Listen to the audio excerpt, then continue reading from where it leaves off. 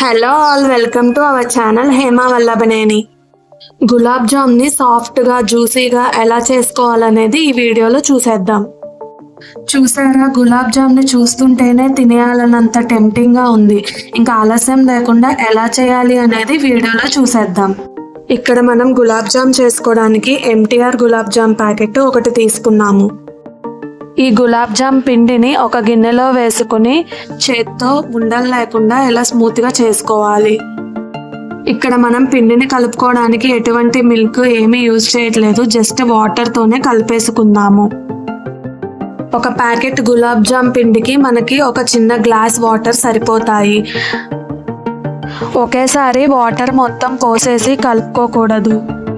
వీడియోలో చూపిస్తున్న విధంగా వాటర్ని కొంచెం కొంచెం పోసుకుంటా స్మూత్గా వచ్చేలాగా పిండిని కలుపుకోవాలి. ఈ పిండిని మనం మరీ గట్టిగా కలుపుకోకూడదు, మరీ లూజ్గా కూడా కలుపుకోకూడదు, మీడియంగా కలుపుకోవాలి. అప్పుడే మనకి గులాబ్ జామ్ అనేవి మధ్యలో పిండిగా లేకుండా ఉంటాయి.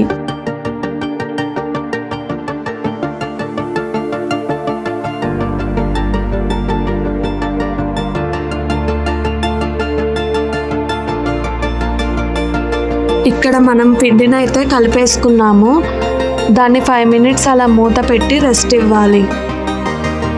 ఈ పిండి నానే లోపల మనం గులాబ్ జామ్ కోసం పాకం రెడీ చేసుకుందాము.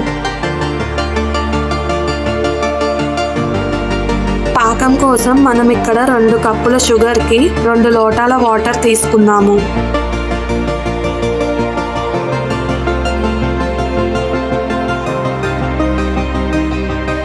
వాటర్ పోసాక మనం ఒకసారి కలిపేసుకుని పాకాన్ని మరిగించుకోవాలి.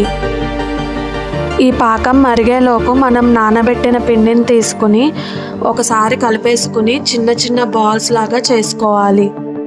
ఈ బాల్స్ చేసేటప్పుడు చేతికి మనం నెయ్యి అప్లై చేసుకుని చేసుకోవాలి.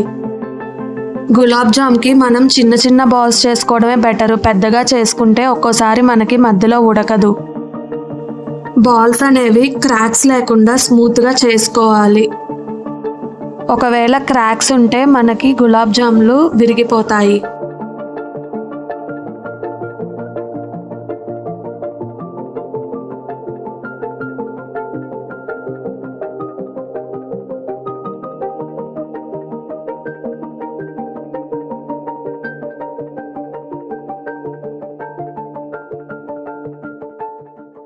ఇక్కడ మనం గులాబ్ జామ్ కోసం అయితే బాల్స్ రెడీ చేసేసుకున్నాము.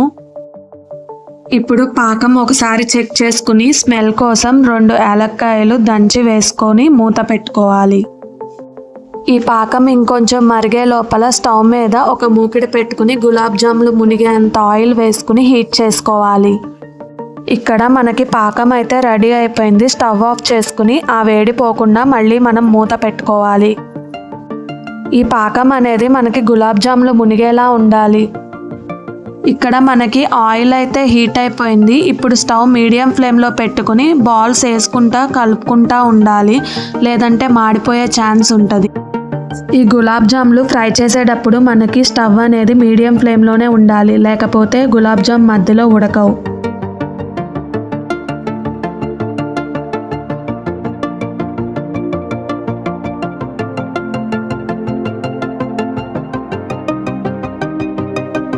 గులాబ్ జామ్స్ ఇలా రెడ్ కలర్లో వచ్చాక ఒక్కోటి మనం తీసుకుని సపరేట్గా బౌల్లో వేసుకోవాలి. ఇక్కడ గులాబ్ జామ్ అనేది ఎందుకు సపరేట్గా వేసుకోమంటున్నానంటే డైరెక్ట్గా ఇలా వేసేస్తే ఈ ఆయిల్ అనేది మనకి పాకంలో కలిసి గులాబ్ జామ్ అనేది ఎకుటుగా ఉంటుంది. అదే ఆయిల్ పోయాక మనం పాకంలో వేసుకుంటే గులాబ్ జామ్ అనేది బాగుంటుంది. ఇక్కడ ఒకటి గుర్తు పెట్టుకోండి, ఈ బాల్స్ వేసేటప్పుడు మనకి పాకం అనేది వేడివేడిగా ఉండాలి. మనం ఆయిల్ మరిగేటప్పుడు స్టవ్ ఆఫ్ చేసాం కాబట్టి మనకి పాకం అనేది వేడిగానే ఉంటుంది. ఆ వేడి అనేది పోకుండా మనం మూత పెట్టుకోవాలి. ఇక్కడ మనకి గులాబ్ జామ్ బాల్స్ అయితే ఫ్రై అయిపోయాయి. ఇప్పుడు మనం పాకం మీద మూత తీసుకుని ఆయిల్ లేకుండా అందులో వేసుకోవాలి.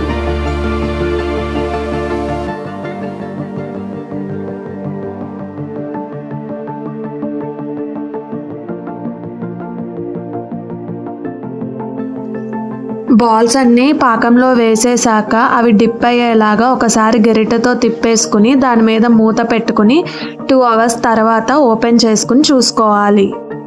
ఫైనల్గా మన గులాబ్ జామ్ అయితే రెడీ అయిపోయింది. మీరు కూడా ఈ టిప్స్ ఫాలో అయ్యి మీకు ఎలా వచ్చింది అనేది నాకు కామెంట్ సెక్షన్లో చెప్పండి. ఈ గులాబ్ జామ్ కనుక మీకు నచ్చినట్టయితే లైక్ చేసి సబ్స్క్రైబ్ చేయండి. Thanks for the watch.